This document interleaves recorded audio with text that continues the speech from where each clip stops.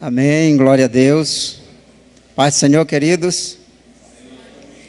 Deixa eu abrir aqui a água que eu cantei um pouquinho. Eu passo tanto tempo em casa sem falar nada, porque eu não sou de falar muito. E aí, quando eu chego na igreja, eu tenho que cantar bastante os hinos para poder aquecer a voz. Eu estava pensando aqui, Senhor, não vai confirmar a palavra, não? A Edna não está cantando nenhum dos hinos que tem a ver com a palavra. Aí, de repente, ela cantou esse último aí, glória a Deus. Deus é bom. A Luciete está lembrando ali que tem que chamar as crianças, né? Ainda bem que ela está ali para me lembrar. Vamos orar por elas? Podem vir.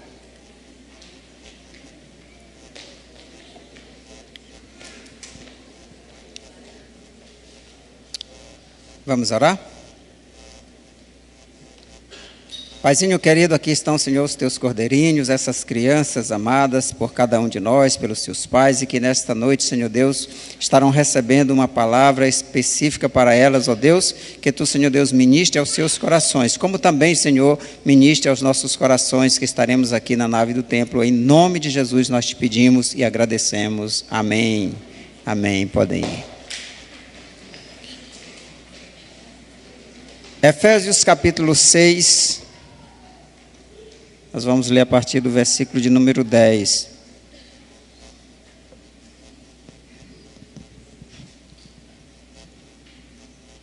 Se puder projetar na tela, projete na versão NVI. Efésios 6:10. Finalmente, sejam fortalecidos no Senhor e na força do seu poder. Vistam-se de toda a armadura de Deus para poderem ficar firmes contra as ciladas do diabo. Pois a nossa luta não é contra sangue e carne, em outras versões, não é contra pessoas, mas contra poderes e as autoridades, contra os dominadores deste mundo de trevas e contra as forças espirituais do mal nas regiões celestiais. Verso 13, por isso vistam-se de toda a armadura de Deus, para que possam resistir no dia mau e permanecer inabaláveis depois de terem feito tudo. Amém, queridos? Essa é a palavra de Deus para o nosso coração e nós queremos pensar nesse texto da Bíblia, dando a ele um tema, prontidão para a batalha. Muito se tem falado de batalha espiritual e não há dúvida de que nós realmente estamos no meio de uma batalha. Nós estamos dentro de uma guerra espiritual, muitas vezes até podemos não perceber, mas ela existe. Nós estamos no meio dessa guerra espiritual. Contudo, essa guerra espiritual não é uma guerra contra forças místicas que muitas vezes vão fazer algum movimento dentro da nossa casa, vão fazer com que o nosso carro bata na esquina, que os nossos negócios não deem certo, porque às vezes as pessoas confundem a batalha espiritual com essas coisas meio místicas, que muitas vezes nada mais são do que falhas nossas, falta de atenção, escolhas erradas e que nos conduzem a situações conturbadas, a prejuízos materiais, às vezes até mesmo a nos ferir, a nos acidentar, e aí as pessoas acham que isso é uma batalha espiritual. Mas a batalha espiritual que a Bíblia fala aqui é outra. Contudo, nós sabemos que os efeitos dessa batalha, eles se revelam, eles se manifestam no mundo físico. De várias maneiras, os efeitos colaterais dessa batalha espiritual vão estar presentes na nossa vida. Então nós somos chamados a atuar nessa batalha sem ignorar a existência dela, mas entendendo a sua natureza, para que nós possamos estar de prontidão para essa batalha, para que nós possamos estar preparados para ela. E aí no texto que nós estamos lendo, e essa mensagem vai ser bem breve, nós vamos precisar entender, compreender, primeiramente, qual é o nosso real inimigo. Quem é o nosso inimigo nessa batalha? Eu já sou crente há muitos anos, né? Eu já nasci numa família cristã, Então eu já passei por muitas igrejas, muitas congregações, igrejas grandes, igrejas pequenas, e quantas vezes eu vi movimentos de adolescentes, de crianças, pessoas vestidas de soldado, com a mãozinha aqui, e marchando dentro da igreja, e como se fosse um pequeno exército ali. E na nossa mente, pelo menos na minha, e às vezes até na palavra de muitas das pessoas que estavam ali naquele momento, naquela festividade, o nosso inimigo estava aqui. Era um inimigo que era o nosso vizinho ali do lado, que ligava o som em toda a altura na hora do culto. Era aquela prefeitura que não nos deu um alvará para aquele terreno que invadimos para fazer uma construção da igreja. Eram coisas assim triviais da nossa vida e que na nossa mente era o grande inimigo da igreja. Mas olhe que o verso 12 que nós acabamos de ler identifica quem é o nosso inimigo. Se nós pudermos, vamos ler de novo. A nossa luta não é contra pessoas, né? É o verso de número 12. Se puder, pode exibir para os irmãos ler conosco aí. A nossa luta não é contra pessoas, mas é contra poderes, autoridades, contra dominadores deste mundo de trevas, contra forças espirituais do mal. Aonde? Nas regiões celestiais.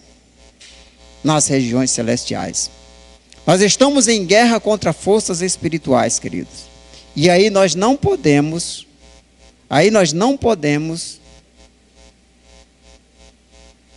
nos confrontar essas forças, confrontar esses inimigos sem estar devidamente preparados. Nós não podemos minimizar o poder de Satanás contra nós. Muitas pessoas falam de forma leviana contra Satanás, como se nós tivéssemos a capacidade de enfrentá-lo, pela nossa própria força. Isso porque nós não conhecemos que ele tem poder, tanto ele quanto os seus soldados. Os demônios que desceram do céu, que caíram do céu juntamente com ele, eles têm poderes que estão além da nossa capacidade. Nós fomos criados menores que os anjos. Então nós não podemos, e o próprio Miguel, quando contendeu com o diabo, ele não ousou enfrentá-lo diretamente, mas rogou ao Senhor que o Senhor o repreendesse, porque ele sabia com quem estava lidando. Então nós, conhecendo que inimigo temos, nós precisamos entender que precisamos estar de fato preparados para esse enfrentamento.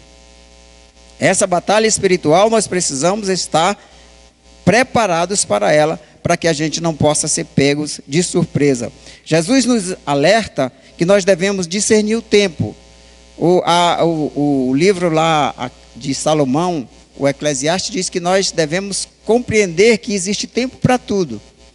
Tempo para plantar, tempo para colher, tempo de chorar, tempo de rir, tempo de falar, tempo de ficar calado. Nós devemos discernir o tempo. Ainda mais nós devemos discernir, queridos, ainda mais nós devemos entender a natureza dessa guerra. Devemos entender e estar de prontidão para ela. Devemos entender que tipo de inimigo nós estamos enfrentando e como nós devemos enfrentar esse inimigo. Nós devemos principalmente discernir contra quem estamos em guerra, para que a gente não haja de maneira inadequada, às vezes até infantil ou mesmo leviana. Imagina os nossos irmãos que vivem nas igrejas, ou nem existem igrejas, na verdade, em alguns países onde há perseguição, e os nossos irmãos que vivem nesses países e são perseguidos pela sociedade, são perseguidos pelas leis, pelas autoridades, são perseguidos pela família. Imagine se ele considerasse essas pessoas os seus reais inimigos. E aí, como eles iriam ganhar esse país, ganhar essa nação, ganhar essa família, ganhar essas pessoas para Jesus, se aqueles que eles deveriam amar, aqueles a quem eles deveriam apresentar Jesus, eles os considerassem inimigos. Então nós precisamos discernir quem é o inimigo da igreja, para que a gente não olhe para as pessoas como se fossem nossos inimigos. Pelo contrário, por mais que elas estejam em alguma situação agindo contra nós, elas são também vítimas dessa guerra espiritual. Elas são também vítimas desse inimigo comum. E como nós conhecemos o inimigo, nós precisamos ajudar a resgatar essas pessoas que estão perecendo no meio dessa batalha espiritual. Nós precisamos discernir contra quem estamos em guerra? É contra as forças espirituais do mal nos lugares celestiais. Isso é importante para que a gente possa realmente nos preparar para essa guerra espiritual. É uma guerra, como eu disse, tem efeitos colaterais na sociedade. O diabo interfere na natureza, seja de uma forma direta, seja por meio da ação humana. Ele interfere na saúde, na política, nos meios de comunicação. Usa pessoas para o seu propósito. Sim, ele usa pessoas para o seu propósito, mas o nosso inimigo, na verdade, é Satanás e os seus demônios, que agem muitas vezes tentando lançar setas na nossa mente, lançar ciladas, iscas na nossa mente, para que nós possamos nos afastar do propósito de Deus para nós, para nos levar a pecar contra Deus, para nos levar a deixar que se abra brechas em nossa armadura, para que Ele possa de fato destruir a nossa vida, destruir a nossa família, destruir a nossa comunhão com Deus. Então nós precisamos entender quem é esse inimigo, estar ciente de que ele é de fato o nosso inimigo, para que nós possamos nos preparar para essa batalha. Cabe a cada um de nós sermos vigilantes. Não sou eu e nem você, não sou eu e nem alguém, nenhuma liderança que vai dizer a você onde é que há uma possibilidade de uma brecha na sua vida. Aquele pensamento, aquele desejo, aquela intenção, aquela tentação, aquela proposta indecorosa que alguém lhe fez, só você sabe. E só você sabe onde é de fato a sua fraqueza. Talvez o inimigo ele também tenha uma ideia, porque ele está nos examinando. Como qualquer inimigo, ele está examinando onde está a nossa fraqueza, para que possa minar a nossa segurança em Deus. Mas nós precisamos também nos conhecer, para que nós possamos fechar essas brechas que eventualmente vão nos expor, vão fazer com que nós possamos abrir um espaço para que o inimigo haja na nossa vida. Seja para nos afastar da comunhão de Deus, seja para nos afastar da igreja, da comunidade, seja para nos afastar de nossos momentos de oração, de busca, da leitura da palavra, ou seja, para de fato cairmos em um pecado, cairmos em uma tentação, ceder a uma tentação e cairmos em pecado. Ele está examinando e a gente precisa também nos examinar, conhecer a nós mesmos, para que a gente possa fechar as brechas, tapar os buracos da nossa armadura, cercar-nos com essa armadura de Deus, para que a gente não possa dar espaço para o inimigo. E aí entender, queridos, que o nosso poder é ineficiente diante do inimigo, que nossas forças são incapazes de vencer o inimigo, que nós não temos poder para fazer enfrentamento ao inimigo. Nós precisamos de poder que vem do alto. Não está em nós. Não cabe a nós desafiar o inimigo pelo nosso próprio poder.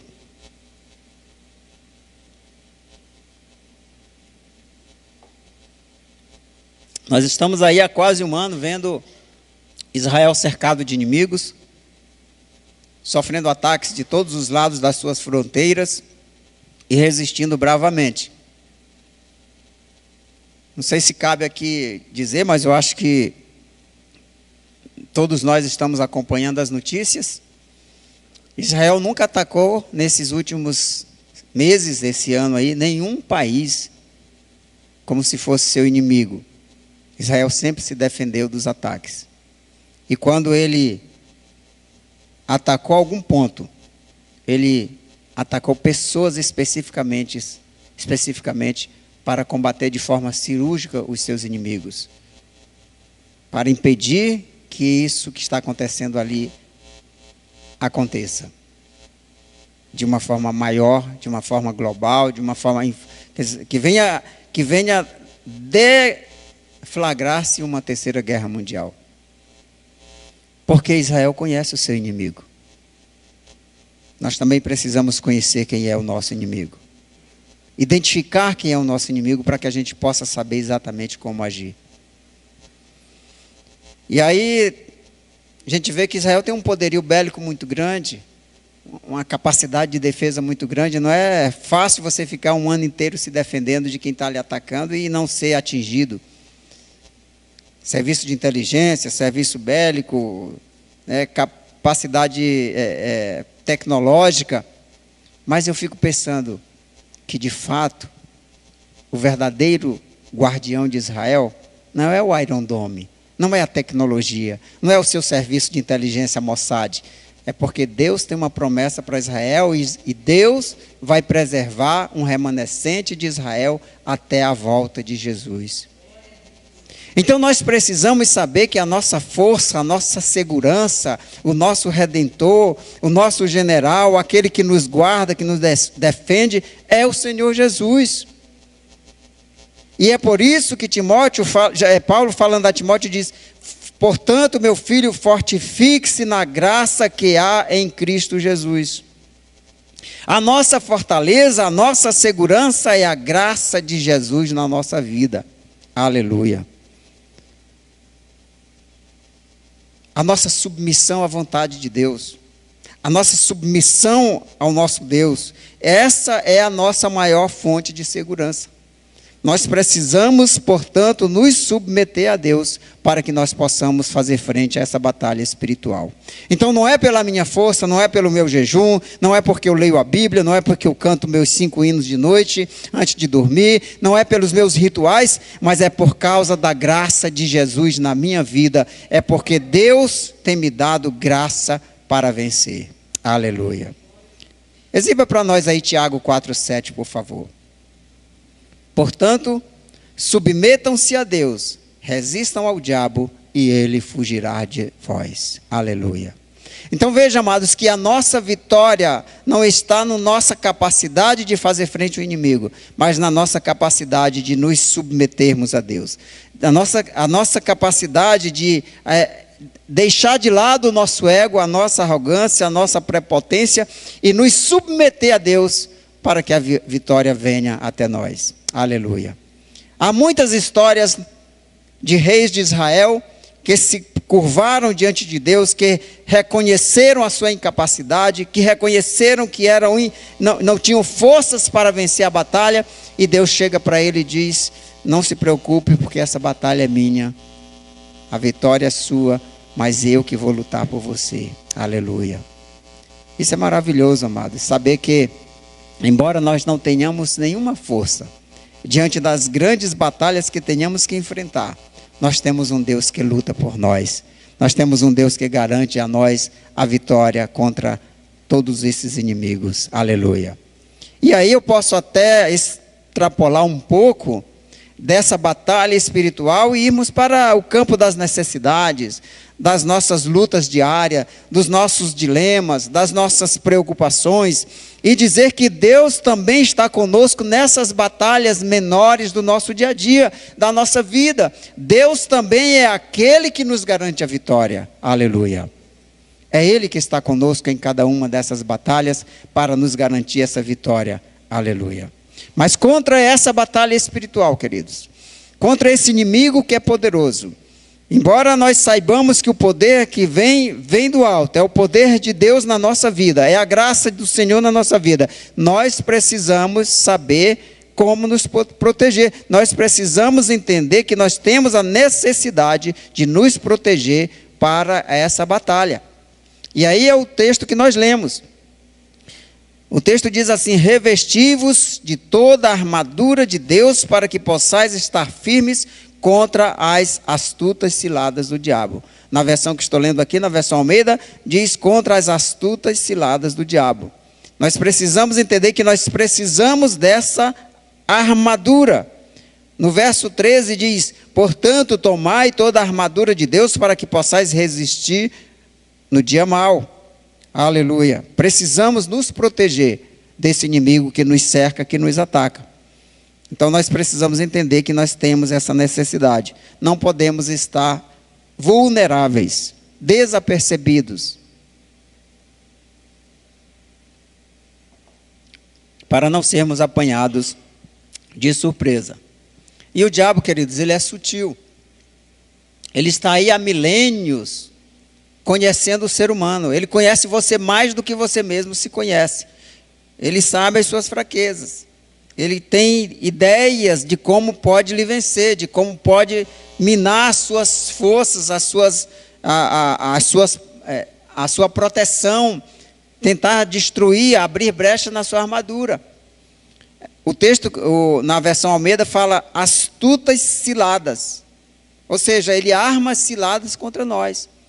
Outras versões falam de estratégias. Estratégias são planos de guerra para vencer o inimigo. Então o diabo ele arma ciladas astutas, né? Ele tem estratégias para vencer, para nos atacar, para que ele possa nos aprisionar, para que ele possa nos destruir.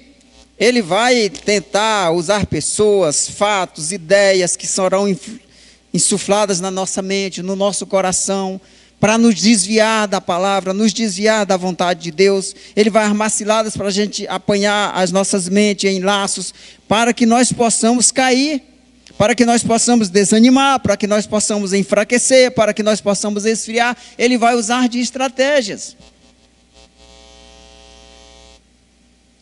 distrações, para que nós possamos nos afastar do propósito de Deus. A Bíblia diz que nós estamos firmados em Cristo, assentados nos lugares celestiais.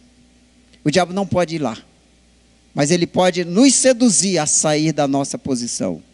Nós não podemos permitir que a sedução do inimigo nos tire da posição onde Cristo nos colocou. Porque Cristo não vai nos afastar dele, mas nós podemos nos afastar de Cristo. O diabo não tem como chegar até nós, mas nós temos a liberdade de nos afastar de Cristo e nos tornar vulneráveis aos ataques do inimigo.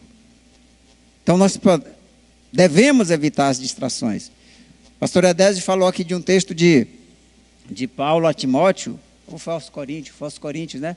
Que fala da dedicação, né, do atleta, da firmeza do atleta, da dedicação a ele, àquele objetivo. E Paulo também usa uma figura do soldado também, da dedicação, da exclusividade do soldado em serviço, para falar dessa batalha e dessa preparação e desse cuidado que nós devemos ter como cristãos, nessa vigilância, para que o inimigo não nos apanhe, não nos tire da nossa posição.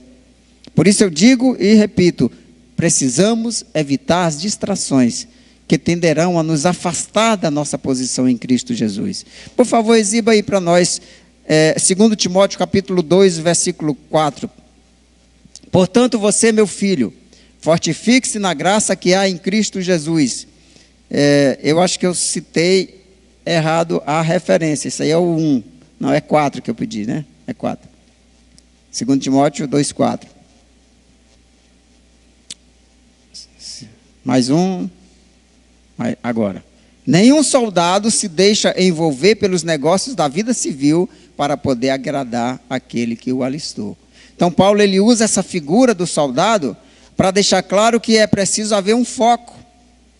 Se o soldado uma vez alistado, ele não se distrai com os negócios da vida civil para que ele possa agradar aquele que o alistou. É claro que nós estamos falando aqui de um momento de um envolvimento, talvez no momento de batalha, né? No momento de guerra, realmente no momento em que o soldado está exclusivamente a serviço. Porque nós sabemos que quando ele é apenas um soldado, dentro da sua carreira, ele vai ter família, vai ter filho, vai ter, né? Mas ele recebe um salário da força a qual ele serve, para que ele não precise ter negócios próprios, para que ele não precise ter uma profissão, além daquela dedicação exclusiva ao serviço militar, para que ele possa se dedicar àquele que o alistou, para que não se distraia e não perca o foco. Assim também nós, como cristãos, precisamos dessa dedicação, desse entendimento, que nós temos que ter essa dedicação exclusiva ao reino de Deus. Não que nós não possamos ter os nossos próprios negócios, não que nós não possamos ter uma vida privada, mas é no sentido de que o nosso foco precisa estar em Cristo. Que as coisas deste mundo não podem nos distrair. Tem um hino da harpa que diz assim: passarinhos, belas flores querem me encantar, mas são vão terrestres esplendores, pois contemplo o meu lar. O foco do cristão precisa estar na eternidade.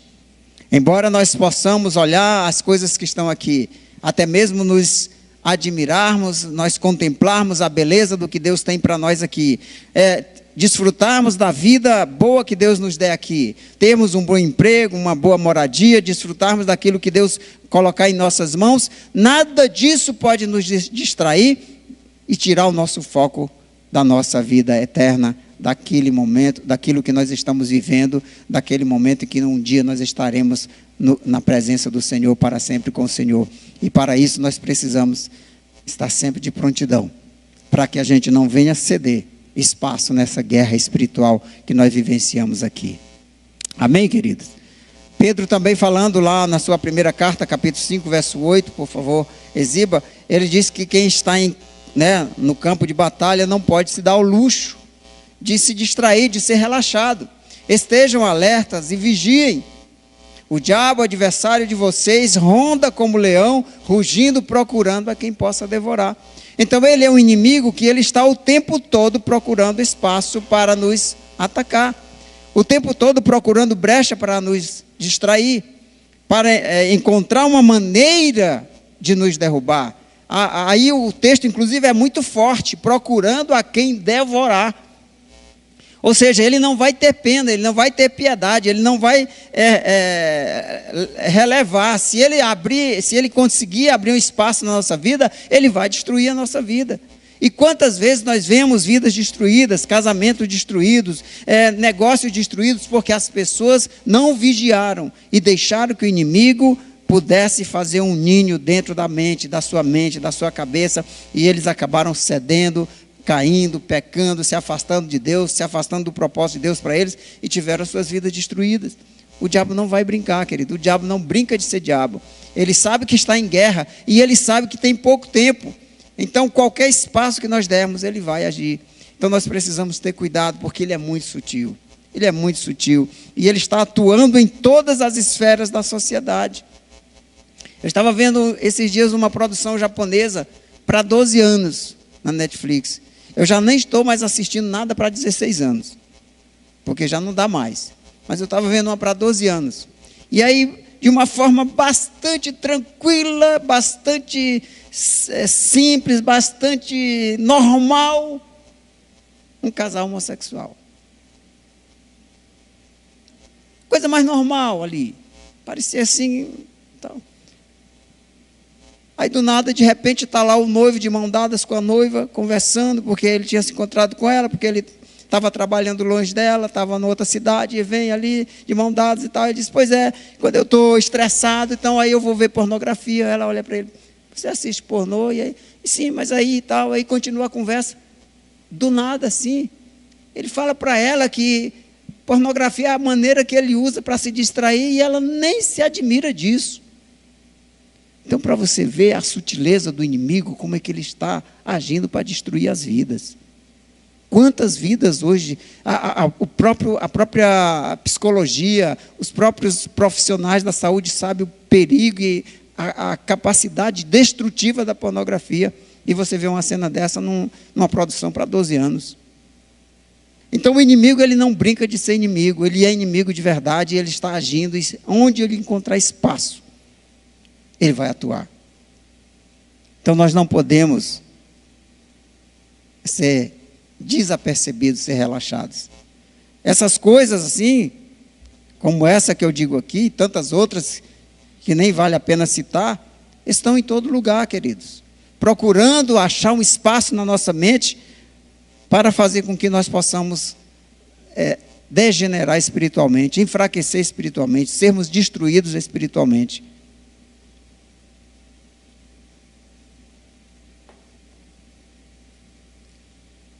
Então nós precisamos identificar quem é o nosso inimigo, saber de onde vem a nossa força, saber que precisamos estar vigilantes, porque senão nós vamos ser realmente apanhados, mas precisamos ter também a segurança de que Deus nos dará a vitória. Aleluia. Nós não podemos viver e nem precisamos viver com medo do diabo. Nós não precisamos ter medo dele. Podemos sim nos certificar de que Deus está ao nosso lado para nos dar a vitória. Contudo, a recomendação da palavra de Deus é: portanto, tomai toda a armadura de Deus, verso 13, se puder exibir, para que possais resistir no dia mau, e havendo feito tudo, ficai firmes. Vistam-se de toda a armadura de Deus, para que possam resistir no dia mau, e permaneçam inabaláveis depois de terem feito tudo.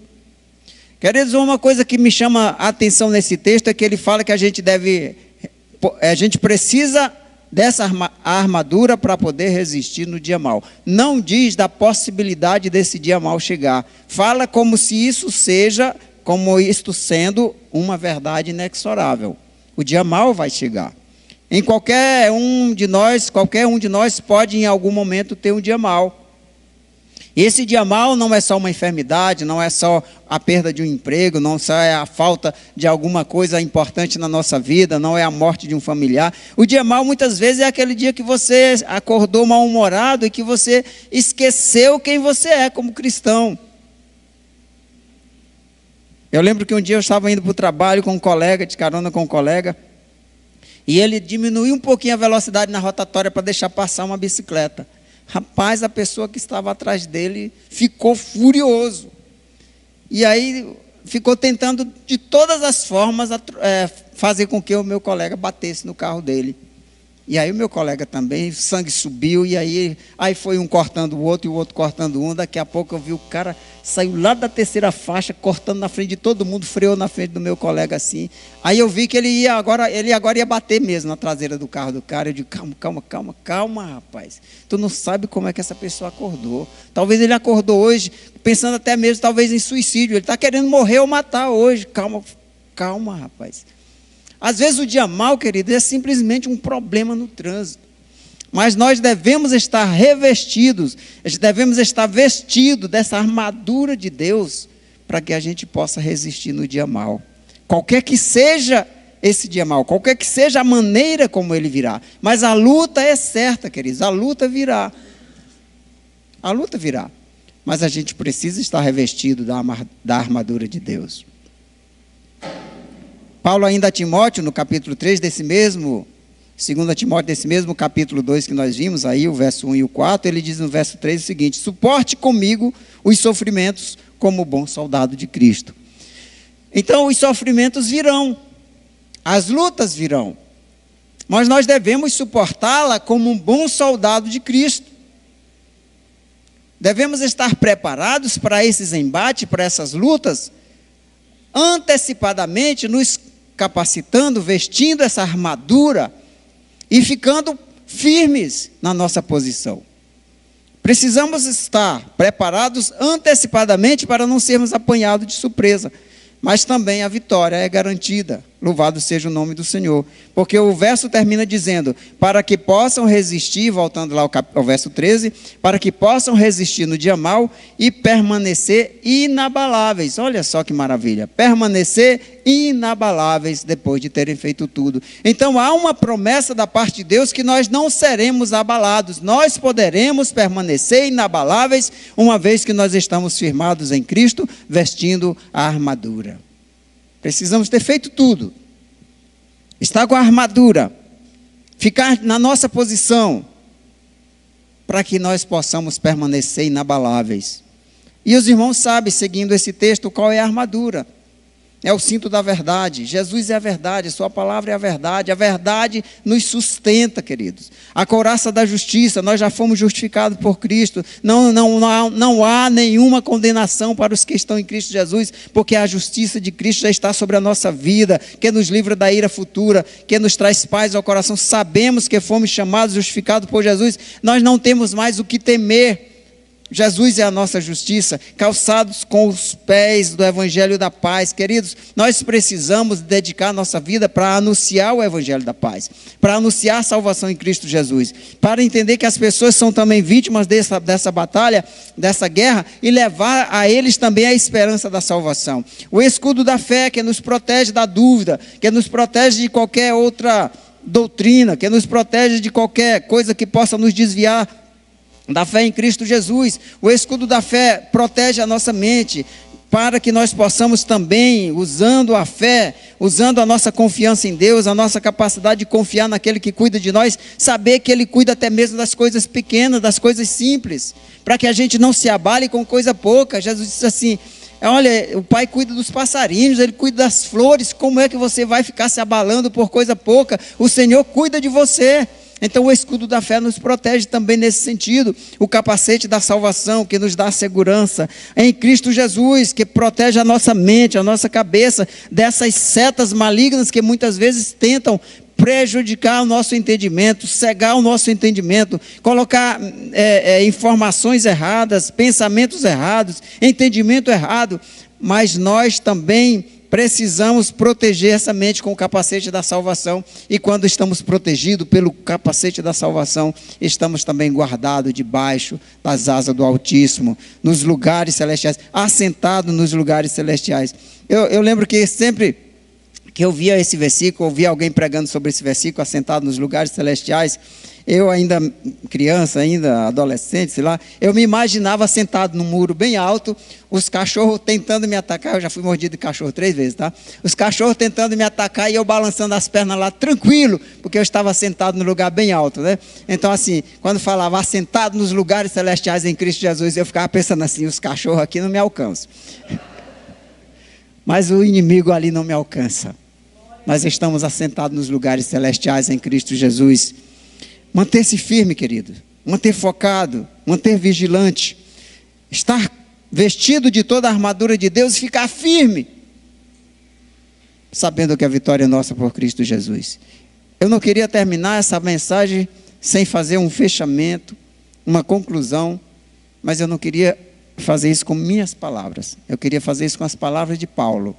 Por favor, exibam aí 1 Coríntios 15, versos 57 e 58. Eu quero terminar, queridos, com essas palavras do apóstolo Paulo à igreja aos Coríntios. Mas graças a Deus, que nos dá a vitória por meio de nosso Senhor Jesus Cristo. Portanto, meus amados irmãos, mantenham-se firmes e inabaláveis. Sejam sempre dedicados à obra do Senhor, pois vocês sabem que no Senhor o trabalho de vocês não é inútil. Amém, queridos? Que Deus nos abençoe.